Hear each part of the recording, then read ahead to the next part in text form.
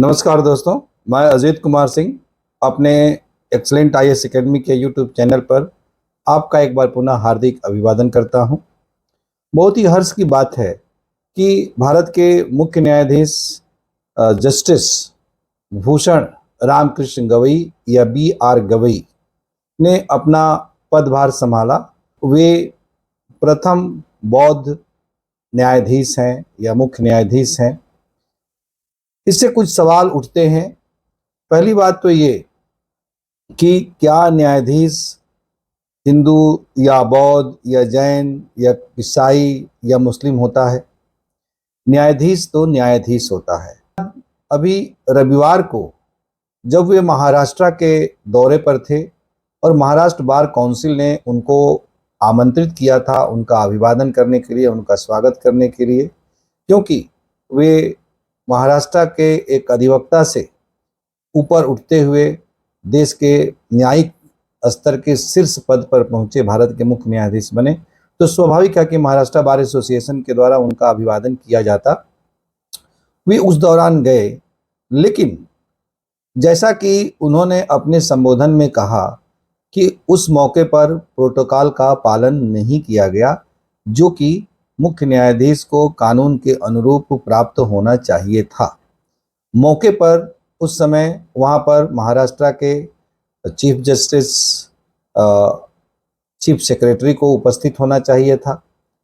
महाराष्ट्र के DGP police महानिदेशक को उपस्थित होना चाहिए था और इसके साथ ही साथ बॉम्बे के पुलिस कमिश्नर, पुलिस आयुक्त को भी उपस्थित होना चाहिए था, लेकिन ये सब लोग अनुपस्थित थे।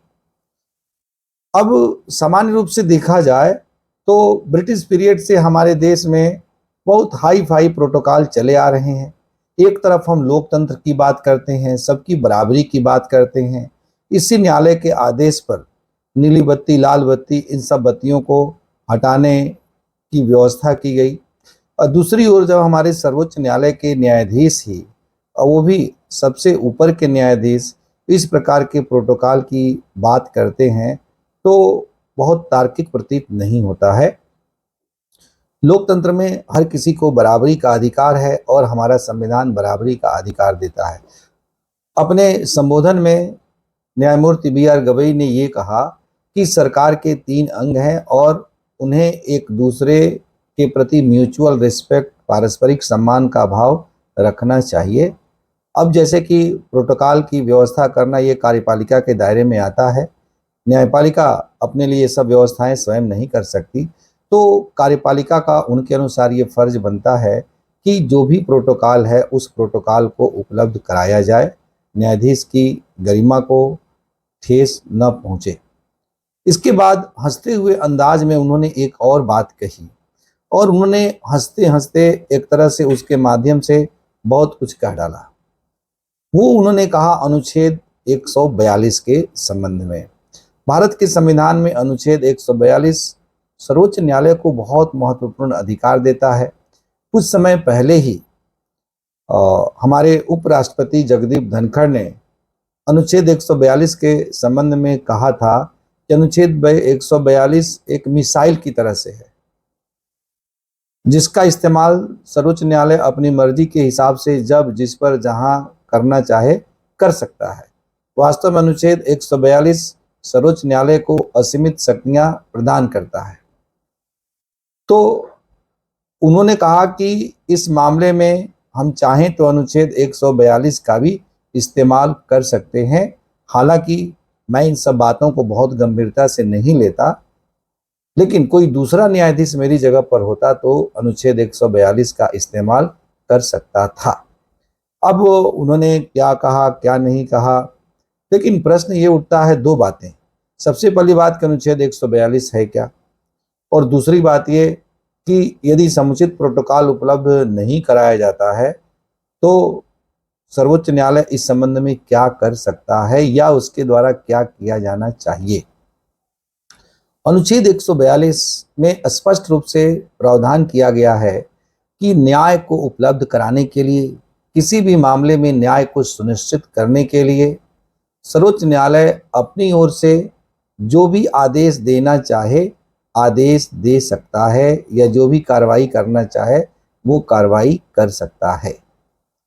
दूसरी बात ये कि इस अनुच्छेद में यह भी कहा गया है कि सर्वोच्च न्यायालय किसी मामले में सुनवाई के संदर्भ में किसी व्यक्ति को अपने समक्ष उपस्थित होने के संदर्भ में निर्देश जारी कर सकता है।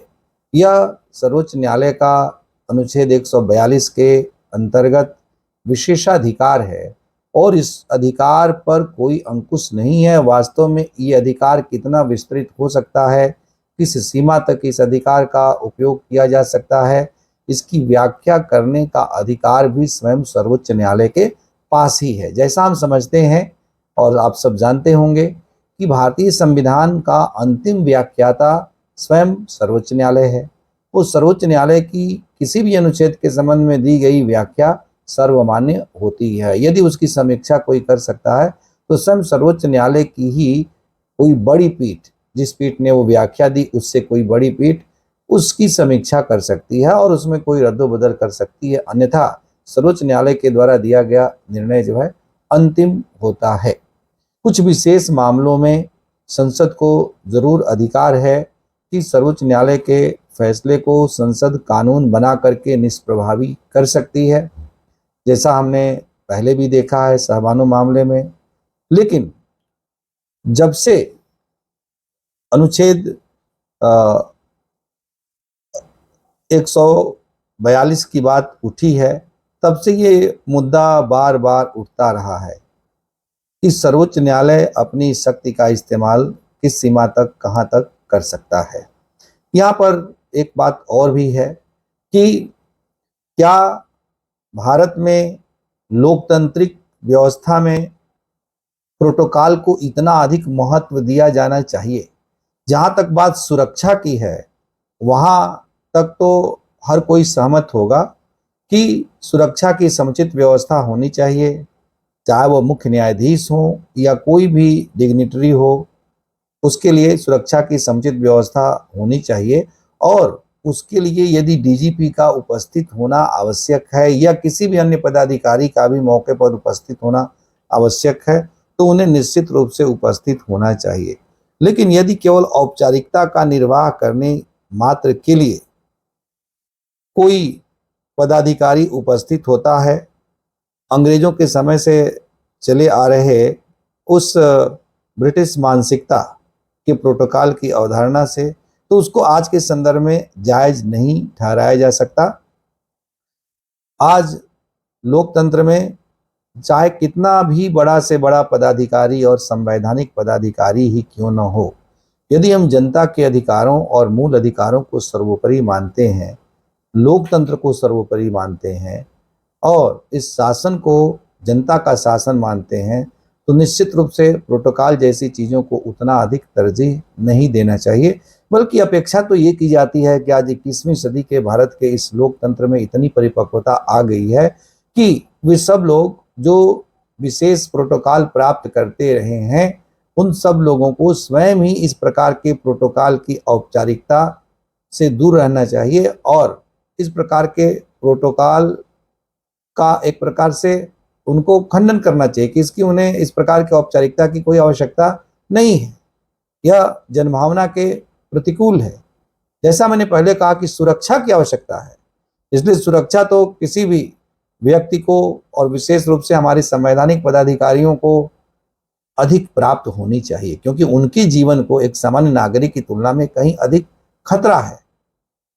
तो यदि प्रोटोकॉल का मामला सुरक्षा से जुड़ा हुआ है तब उसको पूरी तरह से जायज ठहराया जा सकता है। लेकिन जहां ऐसी कोई बात नहीं है वहां पर इसे अहम का विषय नहीं बनाया जाना चाहिए।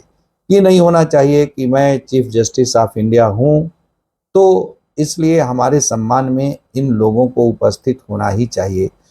और इस प्रकार की बात तो बिल्कुल ही नहीं उठनी चाहिए कि यदि वे लोग उपस्थित नहीं हैं तो क्यों न अनुच्छेद 142 के अंतर्गत उनको नोटिस दिया जाए कि आप इस मौके पर प्रोटोकॉल का उल्लंघन करते हुए अनुपस्थित क्यों रहे। ये एक हास्यास्पद स्थिति होगी, विशेष रूप से एक ऐसे न्यायाधीश के मुंह से इस तरह की बात बिल्कुल नहीं शोभती है, जो कि अपने मेहनत के दम पर, अपनी प्रतिभा के दम पर समाज के एकदम हाशिए पर स्थित उस दलित समुदाय के हैं, और वे आज जिस स्थिति में आए हैं वह न जाने कितने लोगों के प्रेरणा के स्रोत हैं। तो उनसे तो हम समानता की और लोकतांत्रिक मूल्यों के प्रति आस्था की विशेष अपेक्षा रखते हैं, ना कि किसी भी प्रकार के विशेषाधिकारों को बनाए रखने या विशेषाधिकारों की वकालत करने की अपेक्षा।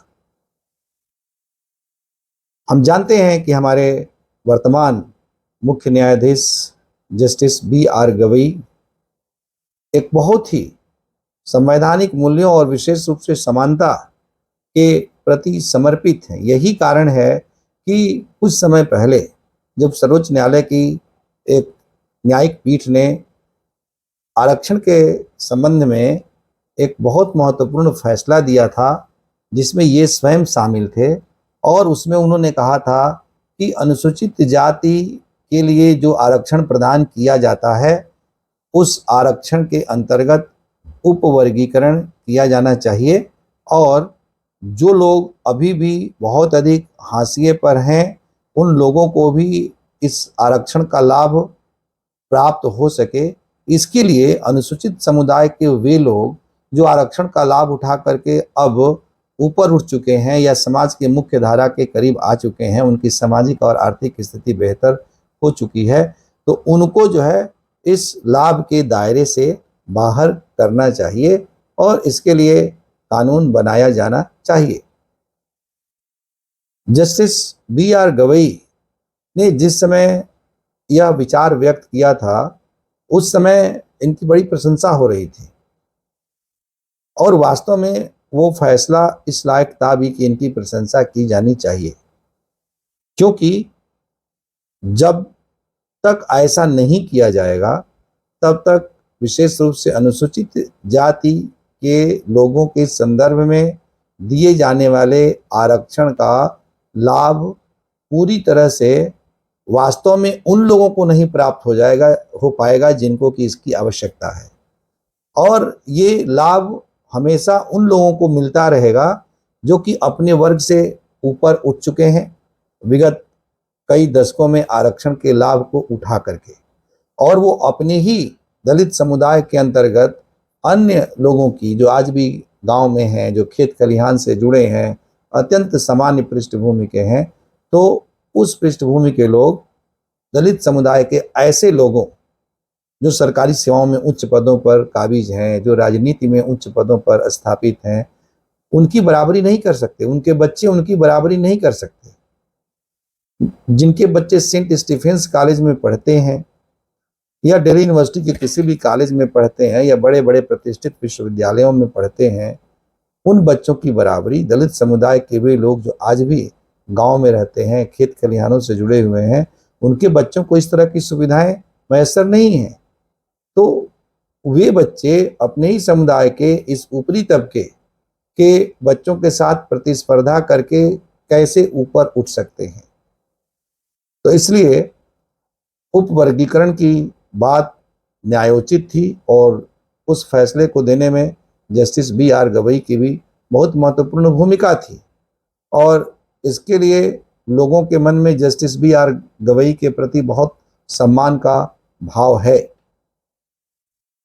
लेकिन यह किसी एक मामले तक सीमित नहीं होना चाहिए, बल्कि देश के सभी वर्गों के, सभी नागरिकों के संवैधानिक मूल्यों और जो लोकतंत्र की जो मूल बुनियाद है, समानता का अधिकार, उस संदर्भ में इस संपूर्ण मामले को देखे जाने की आवश्यकता होगी, और प्रोटोकॉल जैसी चीज़ों को न्यूनतम करने की आवश्यकता होगी। यदि ऐसा हम करेंगे तभी हम सैकड़ों साल की ब्रिटिश औपनिवेशिक मानसिकता से मुक्त हो पाएंगे, जिस दौर में सर की उपाधियां दी जाती थी, नाइटहुड की उपाधियां दी जाती थी, राय बहादुर की उपाधियां दी जाती थी, और उसके तहत ऐसे लोगों को विशेष प्रोटोकॉल दिया जाता था। मेरा निजी मानना ये है कि आज का जो प्रोटोकॉल है वास्तव में कहीं न कहीं उसी ब्रिटिश मानसिकता से उपजी हुई चीज़ है और इस प्रकार के प्रोटोकॉल को पूरी तरह से समाप्त किया जाना चाहिए।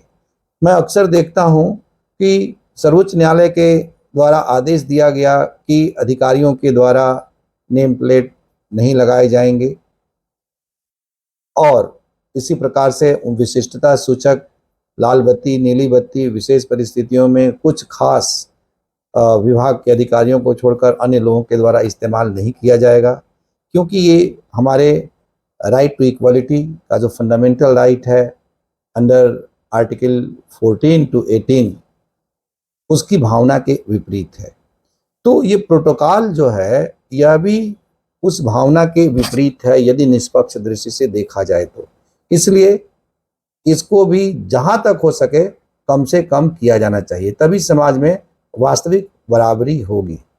क्योंकि ये देखने में आ रहा है कि यदि कोई सरकार के अंतर्गत एक क्लर्क भी है तो वह अपनी गाड़ी पर चिपका देता है लिखा हुआ कि भारत सरकार या उत्तर प्रदेश सरकार और बड़े धड़ल्ले से घूमता है। ये एक हायरार्किकल मेंटेलिटी है, पदसोपानिक मानसिकता कि जिसको जहां मौका मिलता है एक दूसरे के सापेक्ष अपने को विशिष्ट दिखलाने की कोशिश करता है और इसमें संवैधानिक मूल्यों को वह बड़ी आसानी से गला घोटता है। मैंने कई अधिकारियों के मुंह से इस बात को सुना है कि इतना मेहनत करके अधिकारी बनने का फायदा क्या है।